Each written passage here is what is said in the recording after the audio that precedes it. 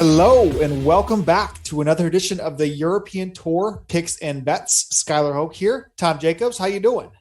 Yeah, I'm good. I feel awfully sorry for you right now.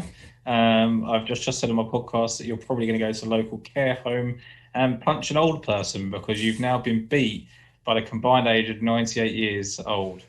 First off, Richard Bland, and then slightly more, I guess, acceptable is Phil Mickelson in terms of the fact that he's a $90 million winner and a legend of the game. When Dick Bland beats Guido, it's not so easy to take.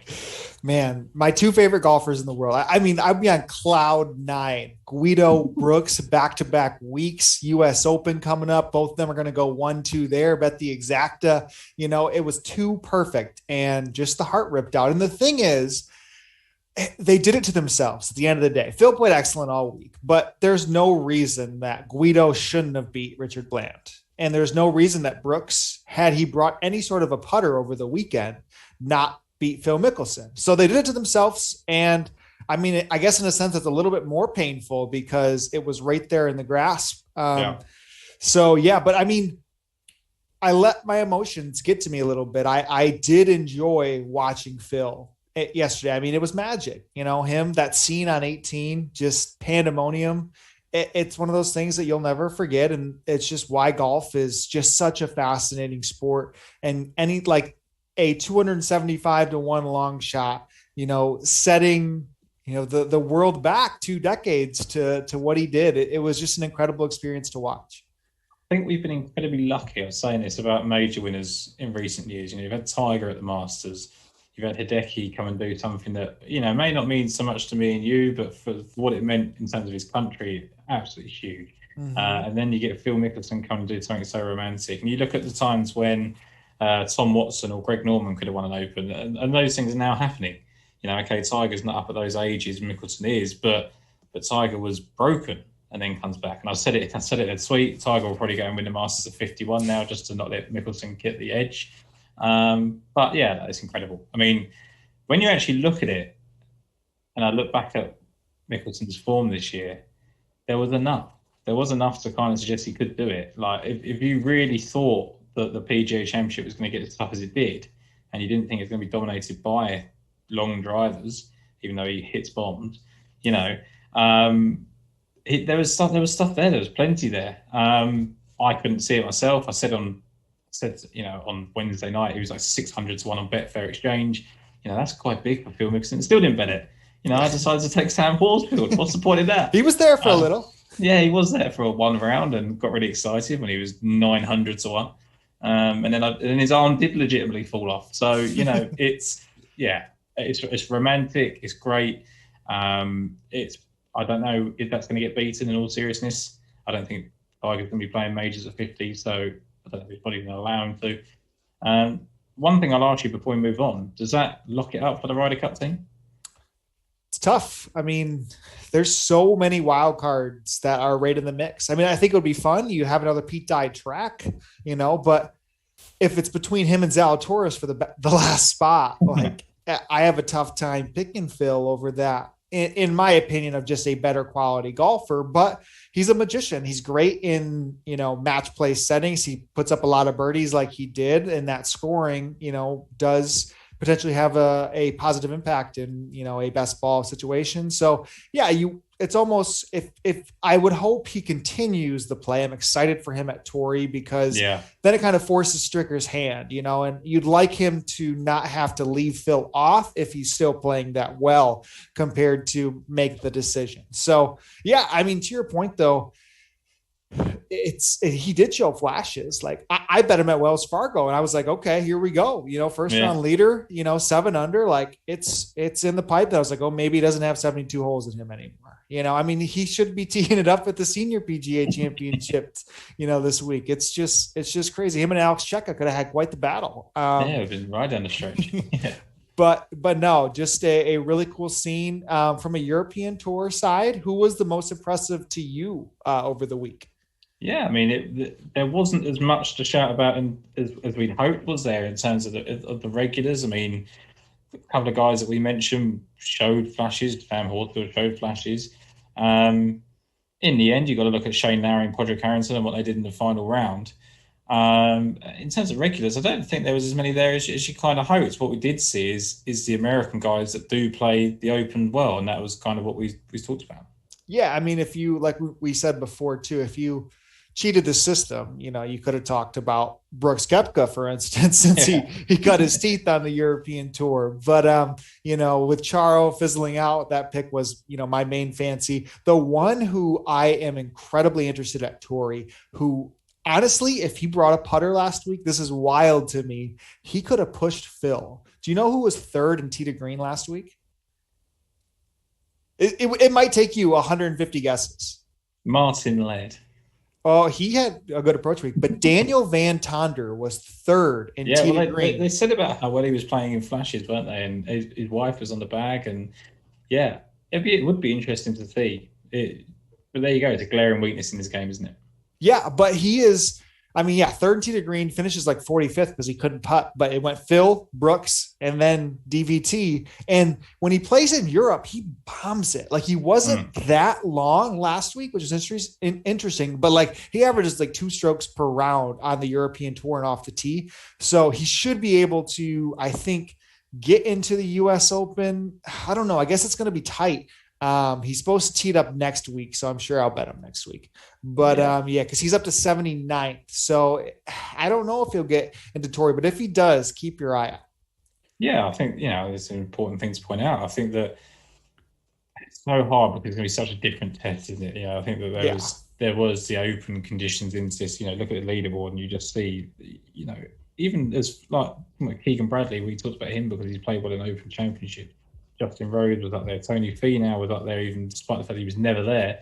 Top 10 Tony strikes again. I love Tony Finau, and even when he looks like he's not going to do anything, he does something. But, it was a great week. It was really nice. I think a lot of people were calling out for it to be a regular course. I think that takes away the beauty of it. Yeah. I think it's great when it just comes up once every 10 years. It's perfect. Not much else to say on the PGA Championship. Agreed. So let's get into this week on the European Tour. And before we do, you can always find our European Tour Picks and Bets show on all podcast platforms. You can search for Daily Fantasy Sports Picks and Bets, The Mix. Now, if you notice, if you have an iPhone or you're an Apple user, podcasts haven't been loading in the new ones as easily. So I'd recommend right now Spotify, working perfectly fine for all Mayo Media Network content. So if you download Spotify, fire it right up while Apple kind of gets its glitches out of the way. Best way to find that podcast right now for this, if you prefer the audio format. But let's get right into it. We're in the Made in HimmerLand, recently or before named the Made in Denmark. HimmerLand is the course they will be playing at. It's going to be playing just under 6,800 yards, par 71. Conditions look wet and windy. It is going to be an ugly week there. Potentially scores maybe not be getting as low as what we've seen in the past. Winners here at the course were 2019 Bernd Wiesberger -14. He ripped my heart out here too because Bob McIntyre decided to go OB late on the back nine, lose by 1 at 125 to 1. Early Bob could have got a win, and then next thing you know, he might have been 6 to 1 this week if he had a past victory at the course. And then Julian Surrey won in 2017 at 19 under. Tom, what are your thoughts on the course this week? Well, the first things first is that you could take the 5 off of Bob McIntyre's price now and have him at 12 to 1, which just fries my brain. I mean, I like Bob McIntyre. You like Bob McIntyre. We talked about him last week. The trouble is that everybody talks about him. If you listen to him over here, he's the best left-handed player in the world ever to play the game. Forget Phil Mickelson, he didn't just win. He's a lock for the Ryder Cup. He's locked to win a major. It's ridiculous. And I said, he played okay last week. If he'd have finished top 10, what price would he have been this week? He could have been. I mean, he probably wouldn't have been here, but he could have been like 6 to 8 to 1. Like you said, if he'd have won this when he should have done, 6 or 8 to 1, it's crazy to me that there's such a big gap. The court itself, I mean, it's kind of got that sort of linksy, exposed side to it. There is a lot of Scottish Open repetition there with Bernd Wiesberger, a guy that I'm going to come on to in a minute as well, has played well here. There's a lot of that kind of there, but it's just short, right? It's accuracy over length. I think putting's going to be a huge factor. which puts the heebie-jeebies on me and a couple of those guys at the top of the market. But yeah, that's why I'm starting my card up at 40 to 1 and 45 to 1. Yeah, that's the little bit of fear that I have of the only time we have strokes gain statistics when this course was played is it was all putting base at the top. Literally, I mean, approach play over off the tee, but if you didn't putt, you had no chance to contend, basically.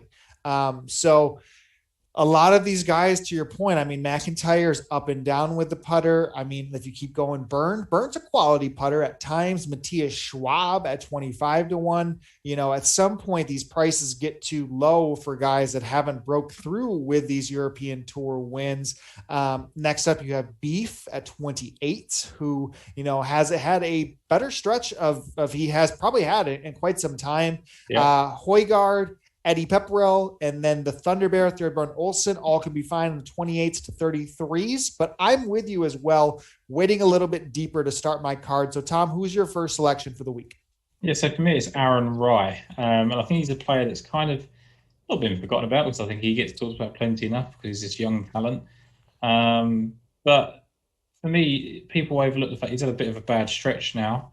And it's because he's playing courses that are just not suited to him. He's a very limited golfer. And I say that with the greatest respect in the world. He's an excellent player. He gets the job done when he's in the hunt. Beat Tommy Fleetwood in a playoff at the Scottish Open, which is a course that kind of correlates with it, the Renaissance Club.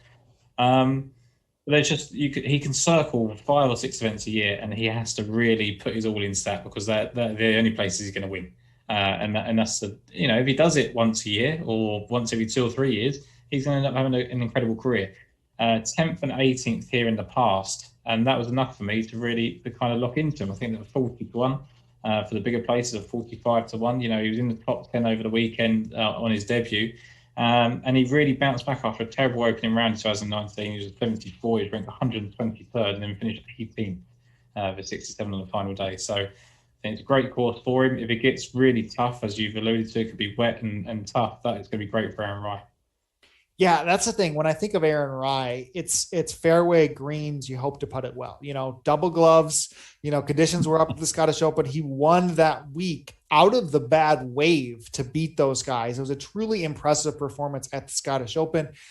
To your point, it hasn't been what you thought. I was very surprised he didn't play the British Masters. He was in a Clutch Pro Tour event not that long ago, a mini tour. And it's in the UK, right? The Clutch Pro. Yeah. So, you know, he played that tune up thinking he'd play the British Masters, but, you know, went over the PGA.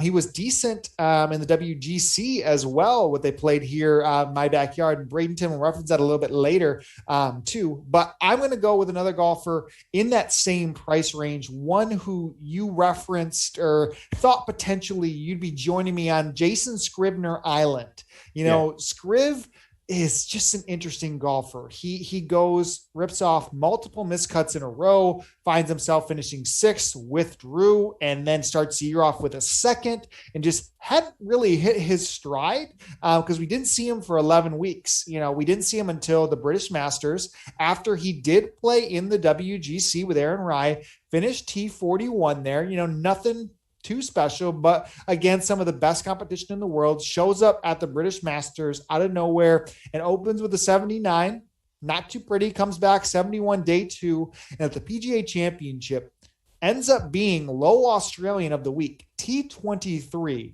pretty solid off the tee, tremendous on the greens. I would argue and say at the top of the guys that are priced 50 to lower, Scrivener may be the best putter of the bunch. On a long-term kind of, if you stretch out the data, he's right there with the best in the field when it comes to on the greens. If the wind gets up, you know, the Aussies play well in the wind.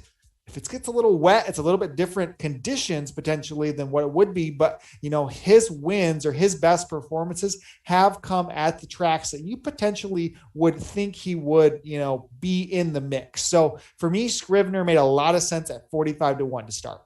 My only concern, and why I went off him, because everything you say is great. He's just had a really, really tough slog, and it was a really impressive result for him.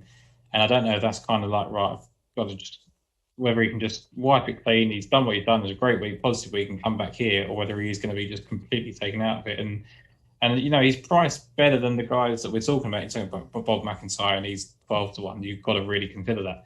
45 to 1, if you think he's going to get it done, you take him. The putting is a key point, because you look at guys that have been playing well, and I'm going to mention a couple in a moment, but Chris Paisley and Paul Dunn are two people that have played incredibly well here in limited starts. And they're both just putting machines. That's just what they are. They both hit the ball. They're both sort of same guy off the tee, but they just put everything in tight. And that's kind of probably the same as Jason Creeper. Yep. And you're exactly right. I think the number was just more than anticipated. He was down into 28s at open on some of the books over here in the States. So to grab the 40s, 45s, I feel comfortable with that. And of course, you finish on a Sunday night, you're already a day behind in Europe. You have to fly all the way over to Denmark, tee it up, he has a missed cut, I believe, is his only, or no, I think he actually has 25th and 25th, then a missed cut and a 14th in his 3 times he has played here. So decent experience. So that's kind of the value. But then we got another one glaring at us at 45 to 1, Tom. I cannot believe they're giving us a decent number with Guido. If the course is going to be difficult, conditions get up. Guido loves a low, like a difficult, not a double digit 20, 25 under. We're not about that. We're like 8 or 9 under. Maybe make it tough. Yeah, if Richard Bland wants to put it to 13 under, okay, maybe we're pushing it. But man, Guido is just on the cusp of getting to Torrey, the U.S. Open. I can feel it. I can see myself booking the flight for his 11:41 tee time out in San Diego. And I decide the night before to hop on that red eye because this kid is going to the U.S. Open, Tom. We need another big performance out of these next 2 weeks. And it's going to come through with a win here. 45 to 1, Guido Migliozzi, lock it up. It petrifies me to think who would beat him. Say he got through 54 holes and he was right out there at the US Open. Who is the guy that you really could count on? The US Open would just scare me. Mickelson's do it again? Stuart Sink? Rich Beam? Can they put Rich Beam in the US Open? He'll cover Sky Sports in the morning and then tee off in the last, pairing with Guido with the 2-stroke lead. You get those dodgy European Tour interviews where it's like Tim Barter and he just talked to him in the final stretch in a major and just ruined his life. Yeah. Man, but no, I honestly, this and the next guy we'll talk about from the numbers that they laid for them, I could have seen them, been 33s. They put Guido in the 20s not all that long ago, now he comes off of a second place, a heartbreak, and you give me 45 every day of the week. So we'll go on. The thing with Guido is I think that what people that have watched this show will think is that if he was 10 to 1 this week, you would bet him because the numbers make sense. And it's close. And I think you probably would. So I have to be the voice of reason on Guido Migliozzi. He's got a great chance. Everything you say is superb. He hits the ball incredibly well. And I think that incentive of the US Open is massive. Like, I think the fact that he's got to get this little 3 tournament window, it's not just because he's come second there, he's going to get it. He has to still cling on to it. That's going to be a major aspiration for him, is to advance his career. I just like another Italian this week. That's all. And it does come with, the 2 times he's placed. If you've bet Guido every week this year, you've made money. He's placed twice at the biggest numbers of which he's been offered. That week he Rosner, hit the 60-footer. I think Guido was pushing triple digits, and then he's 80 to 1 last week. You're living with profits right now on Guido. So, I think he's baiting everybody with getting these numbers a little bit deeper. Likes to hammer himself. This is a great week to get on it. But talk about the other Italian you're intrigued on. Eduardo Molinari. And you backed him at the British Masters. So painful experience watching him putt on the greens, which is going to be completely counterintuitive to what we just said about the golf course here. But he's being priced, and I just said this on the Lost First podcast as well, he's being priced like he literally cannot win. It looks like they've priced him based on the fact that he's going to finish his round on Sunday and be literally buried in the ground because he's so old.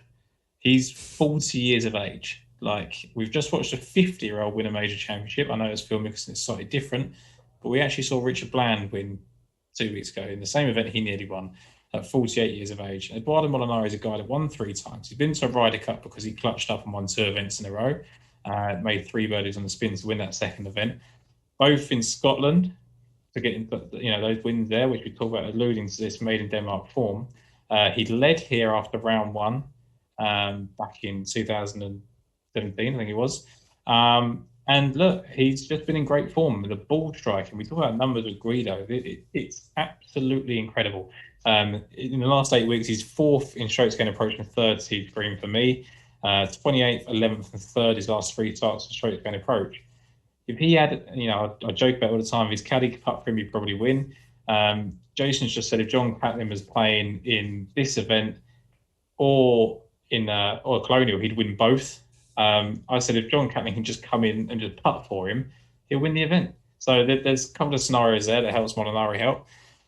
I think he's a guy. He's incredibly smart. He's got his own data team, hasn't he? Website. He's very close with Mark Brody, and I think sometimes that got in his head over the last few years. But now it's paying off. It's rewarding him. His game's there, and the competitive spirit in him is what makes him so frustrated. But it's also what I think is going to get him to get a victory this year. Yeah, I mean, the fact that he has trended from tee to green in approach for literally 5 events in a row now. Some of them, we went miscut, and then he started to break through. It's gaining on itself week in and week out. And this is a better field, than what some of those events were, better than the Canary Islands events, but however, we are still not what next week's going to bring us, So I'm not really sure why the books hung a 90, 100 in some 80s. Yeah. It just felt that I honestly anticipated a 50. That's kind of what my thoughts were, just because the underlying stats are right there. So, and I just imagine he's buried himself in the putting green for 2 weeks now, ready to roll, keep the same game going. Yeah, I was all in on Dodo Molinari to come up with it. I have another selection there in the 80-1 range. At this point, I do love these almost like home country opens. You love to play kind of the home narrative. You have a lot of Denmark golfers teeing it up. One who we've had and seen with similar ball striking numbers, not as much consistent, but big flashes over the last 4 weeks for Nikolai Højgaard, the brother of Rasmus, the triple odds of Rasmus, who, does have 2 European Tour wins to his name. But, Nikolai has, 2 top 4 or top 7 finishes in the last month. Did miss the cut here in the European Tour version of this in 19. But in my opinion, man, this kid can play. He's more off the tee and, probably than anything. And does that scare you when, this course maybe negates it a little bit? Absolutely. But I think the opportunity for somebody like him on this stage in front of the home country, I'm going to miss his fans this week. This normally was a course that had rowdy fans, great attendance, that beer tent where you'd walk through, players would be giving high fives, dancing into the short little par 3. This was a really fun event for that. So we'll miss all the fans, but I think it's a huge opportunity for Nikolai Højgaard to break through with his first victory. So the thing we said a couple of shows ago, when we put up Nikolai Højgaard again, didn't we? And we said, I don't think there's much between the 2 players. I think when you look at the odds, they're pricing Rasmus Højgaard as if the 2 events that he's won were in the last 5 weeks. They weren't. They a year ago, is an eternity ago in golf. Last year it was being said that Phil Mickelson would never win an event ever again. And he might not even consider, and he's just one of them. I know I keep going back to Phil and they're not the same people, but golf is so, it's so fickle. Yep. And when you look at the last 5 starts for Rasmus Højgaard, 79th for the PGA Championship last week, understandable. 2 missed cuts, and the 12th was his best finish over the last 6. Well, when he finished 12th, and that was his best effort, Nikolai finished 7th. So, I don't, like you said, I don't think there's much talent-wise in them. I think that Rasmus took I don't want to say he took advantage of a very good opportunity. He just got hot at the right time, and it worked out well for him. And I think Nikolai can absolutely do that. I think we're going to see guys that he's more talented than guys that won a European Tour before. And he's as talented as his brother, we think, and he's the 100s one. Yep. Absolutely. Yeah, I completely agree. The one that probably my last cut on the card was another golfer right in this range, a young stud who does have a win in the wind, Minwoo Lee. I think Minwoo Lee was close for me. I don't know if you didn't drink DraftKings. I think Minwoo kind of makes some sense over there. But who's next for you on your betting card? It's interesting. The person I thought you were going to say that was cut off my card was Romain Langasque. Ooh, Similar yeah, because he profile. finished. He'd won the Yeah, World Open, third here back in 2019, third at the Scottish Open 2019. Kind of similar sort of thing as with Min Liu. So both guys, I think, have got things there. But 100 to 1 for me this week. Julian Suri. I've brought him up a couple of times on the show. We talk about the fact that if he can keep the ball in bounds, that he'll contend. Last couple, he's been top 25, top 30, thereabouts. Hitting the ball well, with his irons. It's just off that tee. And it's a bit more spacious here. One start, one win here. Absolutely incredible over the weekend to beat David Horsey. He's just had a break. He's had 1 week off after, sort of a rough spell of 5 weeks or whatever on tour. He travels over from America, so it's a bit of travel there. I think just having that week off to re-energize, look at what he's done, take stock of the progress he makes. I think he's a very positive person. You go on his social media, his Instagram, I don't know if you believe any of it, but he's very, very bullish about his game. He's got 2 victories. I think he's a good bet. yeah. No, I mean he led that field in strokes gained approach 2 weeks ago, and then he came out hot fire. I was like, man, and it's tough. On the European tour, I think I buy into smaller sample sizes than I do on the PGA tour, just because I think the hot, spurts do carry over. Like, if you really get into, looking at the finer details, it's why I initially loved Guido, because it was consistent hot bursts of those approach game. And could that carry over into something big if the other parts of the game click? Absolutely. And we know Surrey's got it as he's done it in the past. So I agree with you. We're reaching the part of the program that has kept me up a little bit today. Some pronunciations of these names. I can't help you, by the way. It's going to be horrific. It is just going to be absurd. I don't really know how to speak the native language at all. I watched YouTube's a couple times and, oh, no, I can't do it. So I'm going to do I'm going to try. Of course, I'm going to try. Well, I think I can try with this one. I can do the next one, but I cannot. Okay. I mean, you're on your own next time. So I'll explain. And this is how it was. So basically, there are 2 young Denmark golfers so there is the Nordic Golf League. The Nordic Golf League is primarily played in Denmark. There's this website's the Echo Tour. So if you go on, you can look into the Echo Tour. There's the Race to HimmerLand standings is what they're trying to and fighting for spots in this tournament. Now, these golfers also have some Challenge Tour recent success. And if I bet one, I was like, man, you know what? I probably have to bet both of them, because there was 2 that were very similar price, and one who's exposed himself a little bit more on the European Tour. And I'm going to try it. Nicholas Norgard Moller. Is that basically right? That's exactly what I'd have said. So yeah, go for it. Okay. So, his recent stretch of golf had a 4th place on the Challenge Tour 2 weeks ago. Actually, and then a 8th and a 14th place right before that. And he started the year with a 6th at the Nordic Golf League when he started that one. So he's available hundreds. I've seen him as low as 80s. If you look kind of his best, official world golf rankings, performances, he's had a win on the Nordic Golf League twice. Those Challenge Tour finishes recently were very big for him. He had a 20th when they did the Open of Portugal, the one, I believe that was the Higo one on the European Tour. So he's got a little bit more pedigree compared to the next golfer, but I actually think the form almost could be, similar, if not better. Oh man, Marcus Haligidi. That was so bad. I don't know. I tried to watch. It's like Haligkidil. Maybe that's a little bit better. Helligkilde.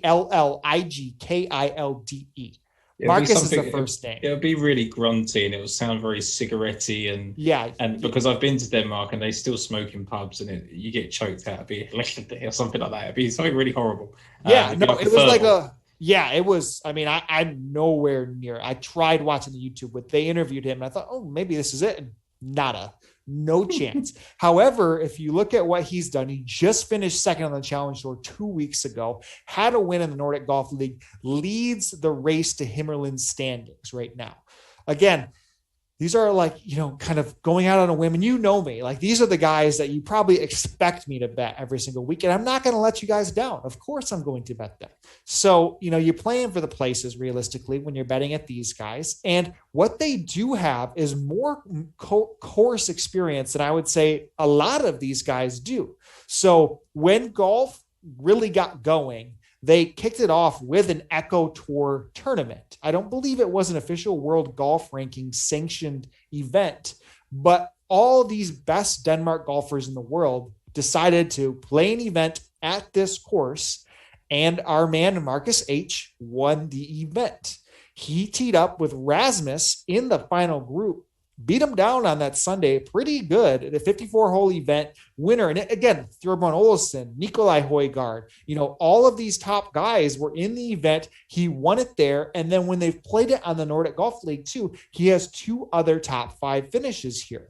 If you look at, let's see, Moeller's finishes. Moeller has a second in that same event, I believe it was. He was right there in the mix with Marcus. And then he also has a first when he won at the Nordic Golf League at this same course. So again, HimmerLand is something, it's more one of the popular Denmark courses, it seems, but getting the course experience, I think, does come to play. The conditions are up. Potentially it favors them a little bit more. I think both playing for places, but of course on the outright. And I just think it's intriguing when that angle all comes into play. I think if they hadn't played it anywhere else but the Nordic Golf League, I'd be like, look, you're getting too caught up in the course form. But Moller particularly is, he's been playing on the Challenge Tour. He's played over in South Africa on the Sunshine Tour, which is a good breeding ground for golfers. We're talking about Garrett Higo, we're talking about Coetzee, we're talking about Schwartzel and people like that. Being good on the Sunshine Tour isn't far away from Wilco Nine, but these guys are kind of, that's where they get their going, and it's a very successful tour. So if he's playing well on there, chances are he's going to play well on European Tour. You factor in course form as well. Playing it at home, he's the only guy that's not going to have to travel. The only handful of guys that have to travel. And you can't even really overlook travel just even from like England's Denmark is not a difficult flight, but COVID and the delays in the airports, in the uncomfortable scenarios, not being able to go out, everything has got to be factored in a bit more. Yep. So guys that are just at home are going to have that. Absolutely. Is there anybody, I got one more that's a bomb. Is there anybody else that you have on your card or intrigued at in these ranges? I've got a couple I'm intrigued at this price, and then I've got one big bomb that I'm really happy with. So I mentioned Chris Paisley earlier. 34th, 3rd, and 4th in 3 starts here. 34th is the worst he's ever finished at the end of a round. He was 34th over both weekends. So he plays incredibly well here. He's a golfer that he repeats course form an awful lot. He turns up at the same places. It's a putting event. If it gets a bit wet and windy, his problem at the moment is he's not playing great off the tee, which he can't afford to do that because he's not the longest hitter. But his short game is going to be right there. So if he gets in the hunt, gets familiar with the course again, great times for him. Soren Kjeldsen, we talk about experience. We talk, if you want a 47-year-old guy to ruin your dreams, it's going to be Soren Kjeldsen this week. Because he's from Denmark. He's had an 8th place finish here a few years ago, and he's popular. I did a sort of an improving strokes gain approach chart earlier of just guys, and he stuck out to me. He's 41st, 14th, and 16th in his last 3 starts, 20th at the British Masters, played incredibly well. He can still hang just about. Thomas Bjorn probably can't, but he's 1,000 to 1, so there we go. Stranger things that happened last week. So yeah, I think that they were worth mentioning. And then my guy, my last pick, definitive pick, is up at 250 and 300 to 1. Yeah, I'll let's have you go first. Mine's a little bit deeper. Yeah, I mean you've got the real bombs in this week, haven't you? So Paul Dunn for me, he's a guy that fell off the cliff, right? And he completely disappeared from the game of golf. He was talked about, rightly or wrongly, I think possibly wrongly. I think he was over a lot about a future Ryder Cup player. It's kind of a bit like Robert McIntyre, but I think McIntyre does have a bit more substance to him. But it was the same thing. Paul Dunn's incredible. He's won this British Masters. What's he going to do next type thing. But here, he has never been worse than 22nd after a round of golf at this golf course. He was 22nd after round one on his debut. He went 22nd, 12th, 6th, 10th. He then came here in 2017, 17th after round one, second after round two, 13th, 14th. And in 2019, he was 12th in round one, 7th, 8th, and 4th. I mean, that's just incredible. He showed flashes. He was T19 after 2 rounds at the British Masters. He got 65 and 66 at the Gran Canaria Open. The fact that his form is down to recovering from injury as opposed to just completely lost at the game. Similar to Suri, I was talking about Suri at the start of the year, and he's kind of getting back into that. And maybe it takes Dunn a little bit longer, but on a course where he clearly absolutely loves 250 and 300 to 1, I'll take the chances. And when Dunn has played here in the past, he's been significantly lower odds in not great form. It's not, it's better form than what we've seen, but yeah, to get, 5 or, 150, 200 more points, on that outright. Absolutely. That's more of an educated, I think, guess at the outright markets compared to where I am going here with Trevor Simsby at 500 to 1. So it's kind of weird. Is this just to trump me? Because I feel like you'll never let me have the biggest pick of the week. Yeah, I dare you to pick one at 750 because I probably got one at 1,000 I can pull. I'll just take Thomas Bjorn. Yeah. So Pedro Figueiredo, he's been the one too. That's been interesting. But Trevor Simsby has played twice since the start of 2020. Okay. He won on the Asian Tour. First event, I believe, let's see here. So it would have been enough to qualify for the next event that we talk about. So it would have been, let's see, week 10 of 2020 on the Bandar Malaysia Open. He won that event in a playoff over Andrew Dott and Jaron Todd. Nothing extreme about the event. Wade Ormsby teed it up, some of the better guys over in that type of event, a decent one, enough to have the points to get into the WGC Workday Championship. Finished T37 at the event, but was really intriguing to me. And again, it's potentially not the best course fit, but this doesn't come around at 500 to 1 on the European Tour ever. Realistically, at that WGC, Trevor Simsby led the field in strokes gained off the tee. Number 1 out of the best golfers in the world. He was top 10 in greens and regulation, top 10 in fairways for the week. Just didn't really have much of a short game to suit. But again, it's not like his game was all that much prior to, this last 2 events that we have of him. Was decent on the Asian Development Tour, had a little bit of run on the Asian Tour, but 2 events that we've seen out of him, and they've been arguably spectacular for the field and price that he's at. So to get someone with the unknown that has that in the tank when he just went up against the best golfers in the world, I find that rather intriguing enough to just throw a couple shekels at 500 to 1. 100 to 1 of the places I think is incredibly intriguing. I would kick myself if I didn't put a little bit on that. So that tunes it up for me. I know we've talked, ran a little over what we normally do here. So I think that kind of puts a bow on it. Tom, can you review your card for everybody again? Just before I do that, I don't want to make it any longer. You have said that he's played twice since 2020, and it's 2021, because otherwise people are going to be really worried you're picking a complete scrub that only plays once a year. Yeah, literally. No, one event, the first week of 2020, one event in 2021. I'm not kidding you. Literally 2 events. If you go to the OWGR page, it was 2020. Because of COVID and his status, he didn't have anywhere to play. Because the Asian Tour, he couldn't go and play. I've read it that he won in 2021, so he's not even run that recently. No, that's scary. No, this was March 8th, 2020. You're right. Ignore me, everybody. So he's got himself into the WGC based on what he'd done a year prior. Because it was, there wasn't really a restart, and they took the points accumulation. So, he got that spot. I took advantage.